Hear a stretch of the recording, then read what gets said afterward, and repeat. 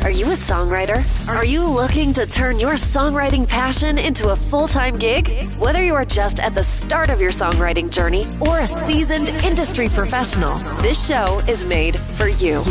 Welcome to the Songwriter Show, bringing together songwriting news, interviews, and community. Now, welcome your host, Sarantos. Thank you for tuning in and welcome back to the Songwriter Show, right here on Reality Radio 101. I'm your host, Sarantos, a solo music artist who's been writing lyrics for as long as I can remember. Words are so important to me, and that's why I love hosting this show for you every single Tuesday evening. I believe in my heart that every song is a story. Tonight, I'm so excited to have Orlando Mendez, a second-generation American with deep Cuban roots, on the cusp of something remarkable in the country music scene. Hailing from the vibrant city of Miami, Orlando's journey from a childhood dream to becoming the Cuban cowboy is a captivating narrative of determination, family bonds, and an unwavering love for storytelling through music. And now, welcome this week's special guest. Welcome to the show, Orlando. How you doing, man? Hey, Sarantos, I'm doing great. Thank you so much for having me on. You're welcome. So tell us a little bit about this persona you have. How'd that come about, man? So I spent a while back in South Florida and kind of moved my way up through the state of Florida, gigging with my band. We played 4 or 5 shows a week, every week. And I remember one show I was at down in Miami, and somebody yelled to the stage, "Hey, you're the Cuban cowboy."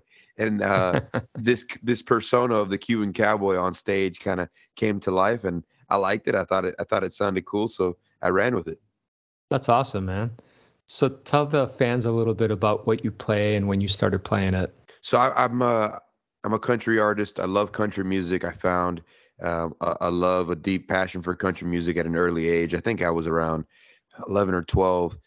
Found my way into the music of Darius Rucker and Billy Currington, Dierks Bentley. Man, I fell in love with the storytelling and with the fullness and the rich lyrics in these songs. And so fell deeply in love with country music.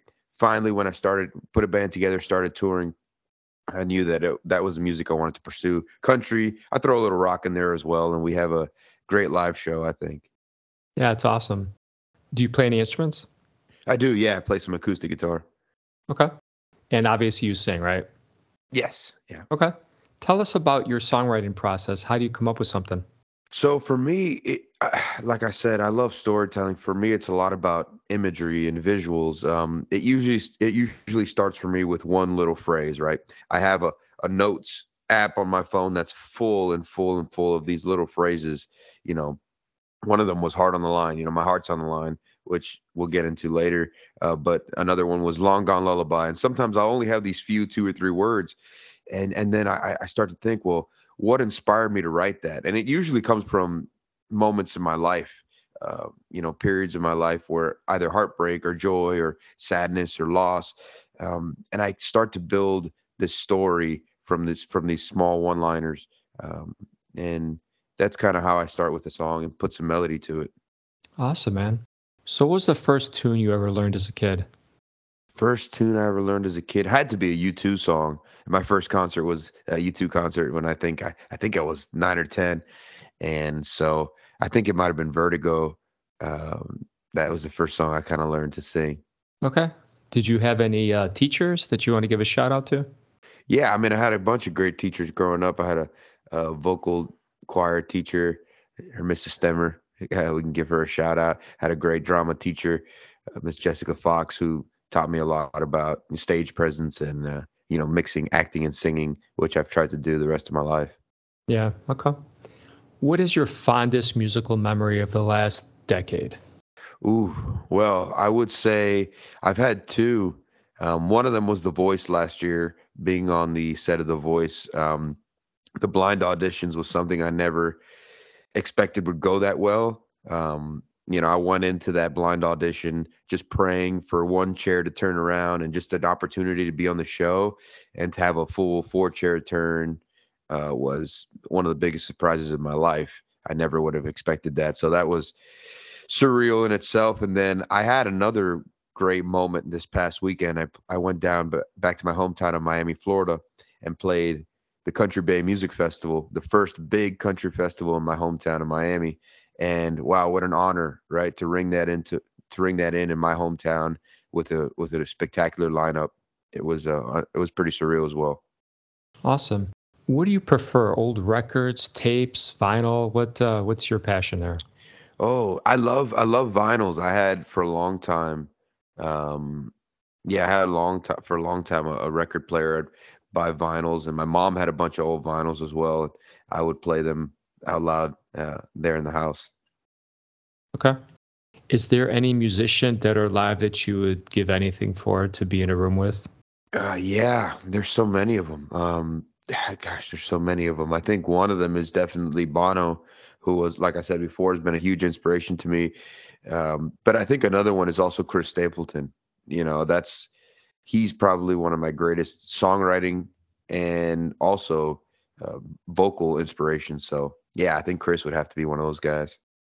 Tell us a little bit about how you handle mistakes during a performance. Do you just let them go, pretend they didn't happen, make fun of them? What's your secret there? Yeah, I think you got to feel out the vibe of the crowd. I mean, sometimes it's, most of the time I try to cover it up, just keep going. I mean, it just seems like a big deal to you, but for the most part, the audience, unless it's egregious, the audience really doesn't catch it all the time. But then if it's a fun, easygoing crowd, I might poke a joke at it, just mess that one up, or something. Yeah. It reminds me a couple of years ago, I don't remember, was it the Grammys where Adele was singing and she just stopped it after the first 30 seconds? And I was like, wow, that is really bringing it to light, because, I didn't think it was a disaster. Right. She could have certainly gotten by with it, but that tells you a little bit about what a perfectionist she is too. For sure. And to her, it probably felt like a disaster. And she's like, I don't, want to start that over. But, the audiences are pretty forgiving, I find, for the most part. Yeah, they almost want you to succeed. I don't think they go there and think, hey, I'm going to just rip on this person. I agree with that, yeah. Okay. Tell us a little bit about the song that we're going to hear in a minute here. What inspired it? What do you want to take from it when we're listening to it? Yeah, so Hard on the Line was written, I always say it's one of my most vulnerable songs. I do like to dive deep into emotion, especially emotion during tough times. And this song was inspired after I came off the set of The Voice. It was a time of kind of a fork in the road moment of what do I do now, right? I had this huge experience that brought a bunch of great accolades and, awesome exposure. And then it was all stripped away. And it was like, well, now I have to kind of reinvent myself. And what do I do now? And it was this feeling of loneliness because no one around me understood what I was going through. And I linked that feeling with also some heartbreak I had been through, relationship wise. And this song was born pretty much saying, my heart's on the line. Right. Yeah. You've been to the top kind of and the bottom in the same day, right? Because you're right. You have all this exposure, and I'm sure there's all this drama about American Idol, The Voice. Oh, people don't make it, or a few make it, or it could be a little confusing, I'm sure, sometimes too, right? Absolutely. And they don't, not a lot of people talk about post, the show where you come off of it and you're like, well, now what do I do? I had this big moment and now it's just like, good luck, Yeah. I feel you. I can relate a little bit, not quite to what you're describing, but I think it was over a month or so, like my Spotify streams like quadrupled, and you're like, wow, that's great. Yes. And then they go back to normal and you're like, well, what caused that? And when you're an indie and you're not with a label, you have no idea. And you want to keep the momentum going, but sometimes these little pockets of things happen and you just can't really put your finger on it. So I can relate a little bit, but obviously yours is a much different situation. Right. But yeah, it's very similar. I've had that happen as well. You have even on social media, you have a TikTok or an Instagram video do really, really well. And then on the next one, you get no sort of love on it. And it's, it can be confusing. Yeah, for sure, man. All right. I'll tell you what, take a listen to this from the Cuban Cowboy, and then we'll come back and talk some more. Okay.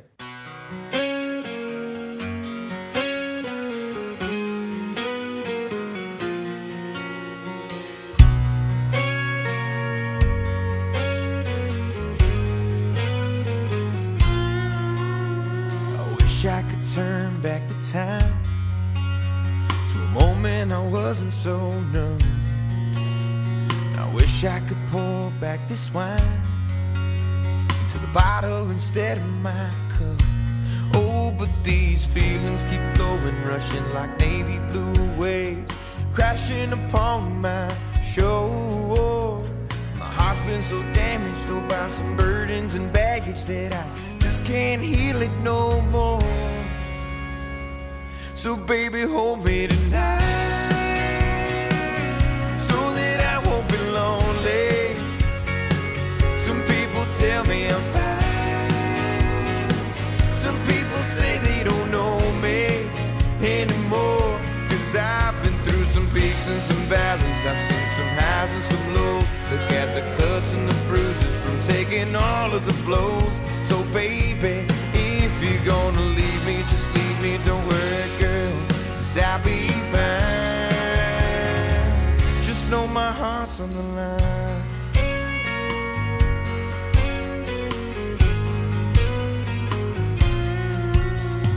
Wish I could turn off my mind, my body's been needing some rest. I wish I could cut off the flow, my brain to this thing in my chest. So baby, hold me tonight, so that I won't be lonely. Some people tell me I'm fine, some people say they don't know me anymore. Cause I've been through some peaks and some valleys, I've seen some highs and some lows. Look at the cuts and the bruises from taking all of the blows. So baby, if you're gonna leave me, just leave me, don't worry girl, cause I'll be fine. Just know my heart's on, right on the line between its whole and its broken, right on the line between this faith and its hopeless. I needed you baby, so where the hell did you go? And you can leave me tomorrow, but tonight don't let me go.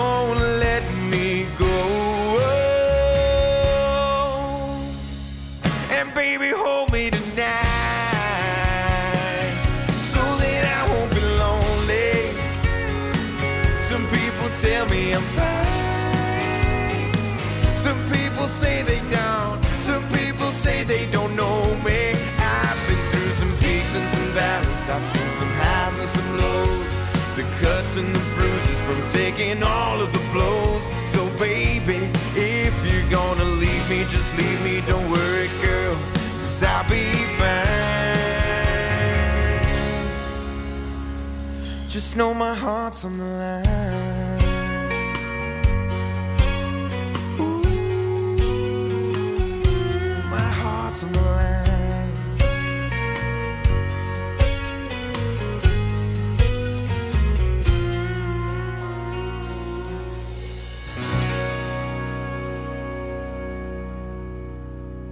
Orlando, that was a really cool song, man. Thank you for sharing it with us here tonight.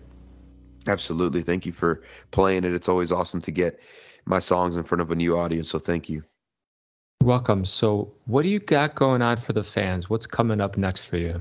So I'm recording a lot of music. I want to go into next year the same way I went into this year, which is a mindset of setting a foundation of, getting my catalog out there. People can start hearing my sound and getting out on the road as well. So you can be on the lookout for an EP coming early 2024. Okay. One of the things I like to ask a lot of people about are scams in the music industry. There's a bunch of them, right? Yeah. So tell us about any you might have fallen for, anything you've heard about, just so we can kind of protect each other. Yeah, I mean, there's a bunch out there. You have to be careful. I mean, playlisting scams I've been a part of, especially early, the first song or two I dropped. I wanted, ears on it. I wanted to get those streams. So you kind of fall for anything and you're like, oh, you can guarantee that I'm going to be put on a playlist. That's great. And then you get put on the, said playlist, and you can tell it's a bunch of bot listeners and not helpful when it comes to streaming and building an audience. So there's a lot of that. You have to be careful. Yeah, man, that's so frustrating because, like you said, we want to believe and we want to throw $5 or $10 or some money at something, and yeah, there's nothing more discouraging than that. That's probably so common. Oh, absolutely. It happens. I hear it from my artist friends every day, and so many people have been caught up in that, and it could be detrimental. I mean, I know Spotify's starting to crack down on bot listeners, so they're even talking about taking down profiles with a bunch of them. So, Yeah. What's your favorite jam of all time? my favorite jam of all time. Wow. Um, I think one of them would have to be "What Are You Listening To" by Chris Stapleton. One of the first songs I ever learned how to play on guitar, and I would sing it at every single gig I had. Definitely, that's one of them. "Beer Never Broke My Heart" by Luke Combs. You go into my other kind of um, inspirations, and you got the song by Dave Matthews Band, Number 41. There's so many of them. Yeah. Okay. What's the strangest compliment you've ever gotten about your persona? Ooh, that's a good question. Strangest compliment I ever got. A lot of people, a lot of people compliment like they say you have nice teeth. I think that's kind of a weird one. I've gotten that a few times. Like, hey, nice teeth. That's Uh, funny. Okay. I've got one time sometimes I wear like a button down shirt and I'll unbutton a few other buttons to kind of bring out that little Miami or Cuban flair, whatever. You see people in Miami dressed like that. And Yeah. I've got nice chest hair. Uh yeah, it's kind of weird. That's awesome. Yeah. Okay. Tell us your spirit animal. Ooh. Spirit animal. I feel like my spirit animal might be a gorilla. I always somehow uh, am gravitated towards gorillas when I'm scrolling through TikTok. I'll stop at any gorilla video, and I think there's something about they're so powerful when they have to be. When they get into a big moment and they start pounding their chest, and they're so powerful, but yet they're also kind of chill. And I think that's how I can be. I'm chill day to day, and then I get on stage and I kind of turn it on. Yeah, that's awesome, man. Tell us where people can buy your stuff, stream it. Where can they find you? So you can find me Spotify, Apple Music. Just look up Orlando Mendez wherever you listen to music. I'm out there. Instagram, you can follow me Orlando, the letter J Mendez. You can find me there, Orlando J Mendez Music, on all the social media platforms. All right, man. What was the coolest gift you gave someone that you could admit to on the air? The coolest gift I ever gave someone. Um, coolest gift I ever gave someone. Uh, I've written songs for people, which I think that is kind of a special thing.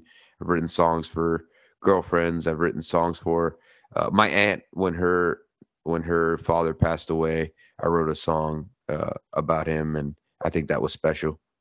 All right, man. I want to thank you, Orlando, for being on the show, man. Love to have you on again anytime. Very cool. Absolutely, Sarantos. This is a great time, and I thank you so much for having me on and allowing me to share. You're welcome, man. So thank you to all the fans out there for listening to the two of us and spending a little bit of your precious time with us. We both hope your unique story gets heard around the world, too. My name is Sarantos. Please join me every single Tuesday night to hear these amazing artists sharing their fascinating behind-the-scenes stories right here at the Songwriter Show on Reality Radio 101. I love you guys. Have a great night.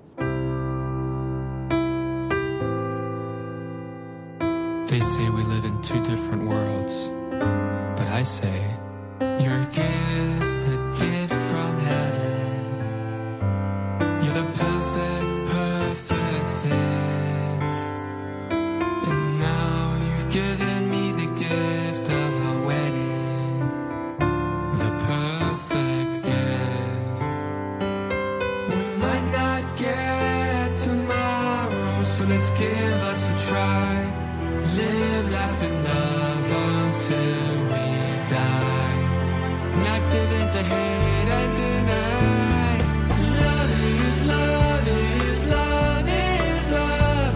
With you right now, no love.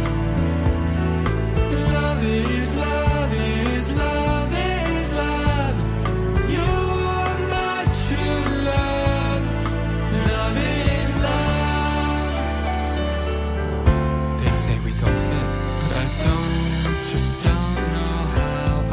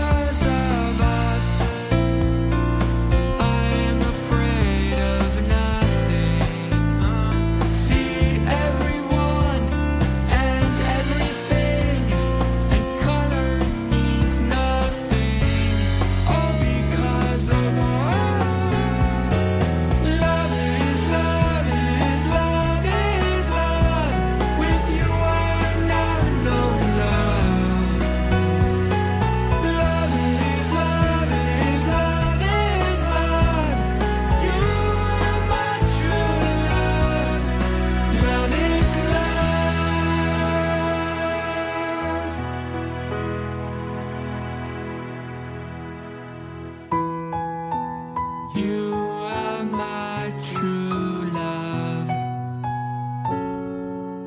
With you I know love. Love is love.